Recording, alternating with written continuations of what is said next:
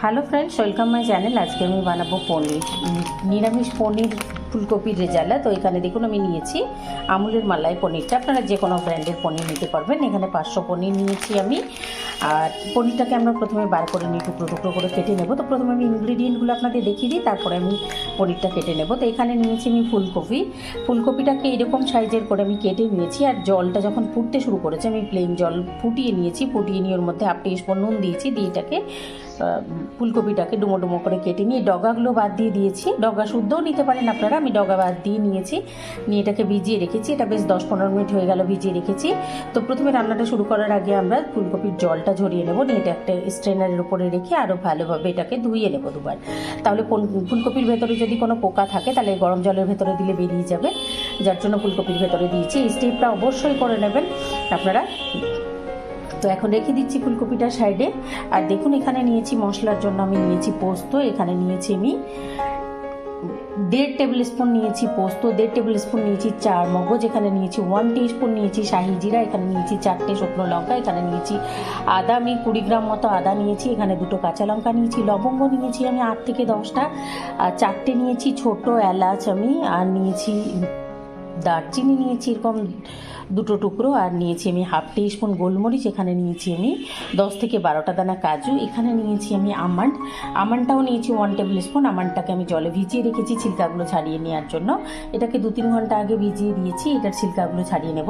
নিয়ে প্রথমে আমরা এই পেস্টটা তৈরি করে নেব। এই পেস্টটা তৈরি করার সময় আমরা শুকনো 2 মিনিট মতো চালিয়ে নেব মিক্সিতে, শুকনো দিয়ে 30 সেকেন্ড করে চালিয়ে নেব। তারপরে এর মধ্যে আমরা যদি দরকার লাগে তাহলে 2 টেবিল স্পুন দুধ দেবো। দিয়ে এটাকে আমি পেস্টটা রেডি করে নেব।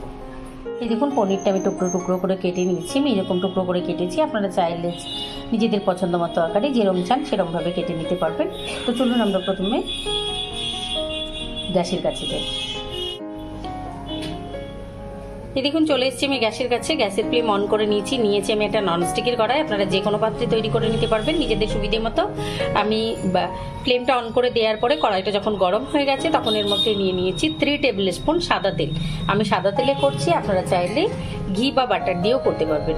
আমি প্রথমে সাদা তেলটা গরম হয়ে গেলে এর মধ্যে আমি যে পনিরগুলো কেটে নিয়েছি পনিরের টুকরোগুলো দিয়ে দেবো। এই দেখুন তেল গরম হয়ে গেছে, তো এর মধ্যে দিয়ে দিচ্ছি আমি পনিরের টুকরোগুলো।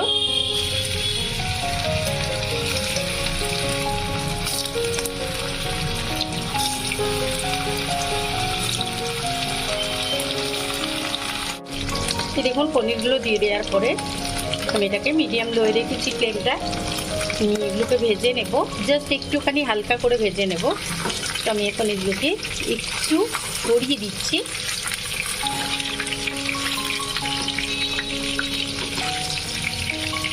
আর একটু উল্টে নিচ্ছি। সবগুলো পনিরকে আমি উল্টে নেব।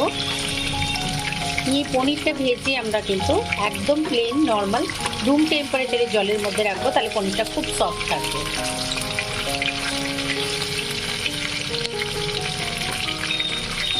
তো উল্টে নিই সবগুলো। আমি পনিরগুলোকে উল্টে দেওয়ার পরে আমি এগুলোকে রেখে দিয়েছিলাম, আরও 2 মিনিট হয়ে গেছে। তো এখন আমি এগুলোকে তুলে নিচ্ছি। তুলে নিয়ে আমরা জলের মধ্যে রেখে দেব। তো তুলে নিয়ে এগুলো আমি পনিরটা ভেজে আমি জলের মধ্যে ডুবিয়ে রেখেছি, আমি দেখিয়ে দিচ্ছি আপনাদের। আর এখন আমি নিয়ে নিচ্ছি যে স্ট্রেনারের উপরে আমরা ফুলকপিগুলো রেখেছিলাম গরম জল থেকে তুলে, সেই ফুলকপিগুলো দিয়ে দিচ্ছি। ফুলকপিগুলো একটু লাল লাল করে ভেজে নেব।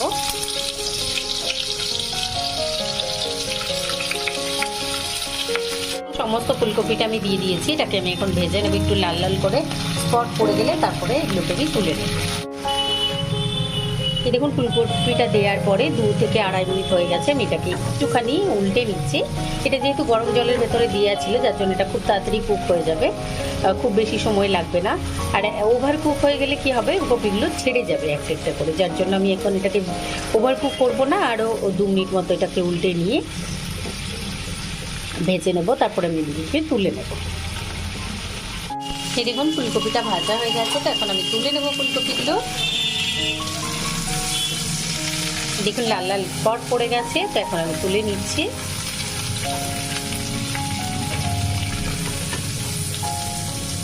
তুলে নিয়েছি আমি ফুলকপিগুলো। তুলে নেওয়ার পরে এর মধ্যে দিয়ে দিচ্ছি আমি একটা তেজপাতা টুকরো করে নিয়েছি, দুটো দারচিনি এরকম ছোট ছোট টুকরো করে নিয়েছি, দিয়ে দিলাম। দিয়ে এটাকে একটু স্মেলটা বার হওয়া পর্যন্ত অপেক্ষা করব। দেখুন রান্নাটা করার জন্য যে পেস্টটা আমরা রেডি করে নিয়েছিলাম সেই পেস্টটা নিয়ে নিয়েছি এখানে আমি। পেস্টটা ঢেলে দেবো এবারে। তো দেখুন এইবারে দিয়ে দিচ্ছি এর মধ্যে আমি এই পেস্টটা।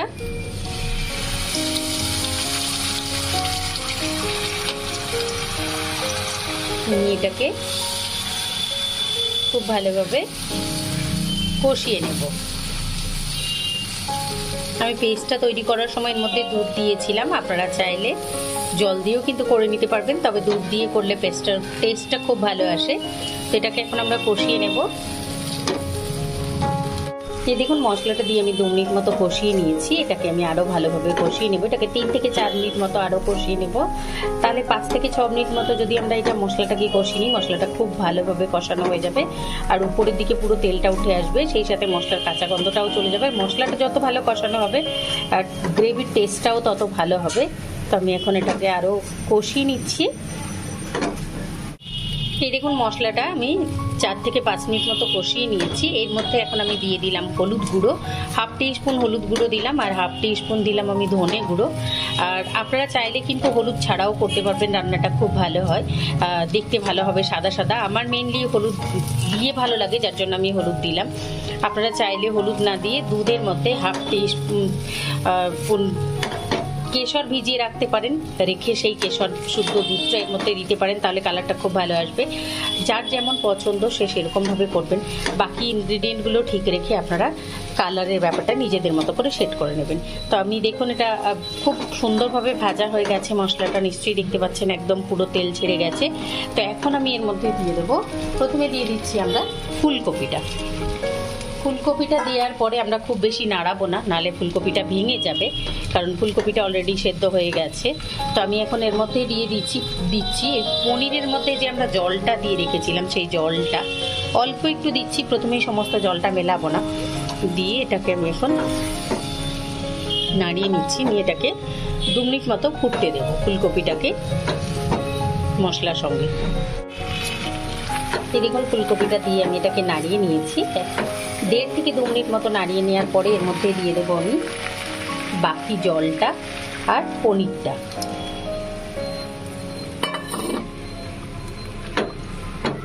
এর মধ্যে আলাদা করে কোনো গরম মশলা কিচ্ছু আমি অ্যাড করব না, যেহেতু আমরা গরম মশলাটা দিয়েছিলাম এটা পেস্টটা তৈরি করে নেওয়ার সময়। তো এখন আমি এটাকে ঢাকা দিয়ে রেখে দেবো 5 মিনিট। এই দেখুন 5 মিনিট হয়ে গেছে। তো আমি ঢাকাটা টেনে নিচ্ছি। ঢাকাটা টেনে নিয়ে, ঢাকাটা কিন্তু টানার সময় একবারে পুরোপুরি টেনে নেবেন না, নাহলে পুরো ব্যাপারটা মুখের উপর উঠে আসবে। তো আমি ঢাকাটা আস্তে আস্তে টেনে নেব। আর দেখুন কত সুন্দর হয়েছে। তো আমি এখন একটু নাড়িয়ে দিচ্ছি, খুব হালকা হাতে নাড়িয়ে দেবো, নাহলে পনিরগুলো খুবই সফট আছে তো ভেঙে যাবে। আর এখন উপর থেকে আমি এর উপরে দিয়ে দেবো একটুখানি চিনি, 1 টিস্পুন চিনি দিচ্ছি আমি। এটা যেহেতু রেজালা সেহেতু খেতে একটু মিষ্টি মিষ্টি ভালো লাগবে, যার জন্য আমি দিলাম। আপনারা চাইলে কিন্তু এটা ঘি দিয়েও করতে পারবেন। আমি এটাকে সম্পূর্ণ সাদা তেল দিয়ে করেছি রেসিপিটা, তো আপনারা অবশ্যই ট্রাই করবেন। চিনিটা দেওয়ার পরেও আমি এটাকে আবারও ঢেকে রেখে দেবো 3 থেকে 4 মিনিটের জন্য। গ্যাসের ফ্লেম অফ করে দিচ্ছি, অফ করে দিয়ে এটাকে রেখে দেবো 5 মিনিট। গ্যাসের ফ্লেম অফ করে এটাকে আমি রেখে দিয়েছিলাম 5 মিনিট। এখন আমি দেখিয়ে দিচ্ছি আপনাদের, দেখুন কত সুন্দর হয়েছে কালারটা। আর অবশ্যই আপনারা ট্রাই করবেন, কমেন্ট করে জানান। দেখুন গ্যাসের ফ্লেম অফ করে আমি রেখে দিয়েছিলাম এটাকে 5 মিনিট মতো। 5 মিনিট পরে এটাকে আমি তুলে সার্ভ করে দিচ্ছি। আপনারা নিশ্চয়ই দেখতে পাচ্ছেন দেখতে কতটা সুন্দর হয়েছে, একেবারে কালারফুল, আর খেতেও তেমনি একেবারে খুবই সুন্দর হয়। তো আপনারা অবশ্যই ট্রাই করবেন।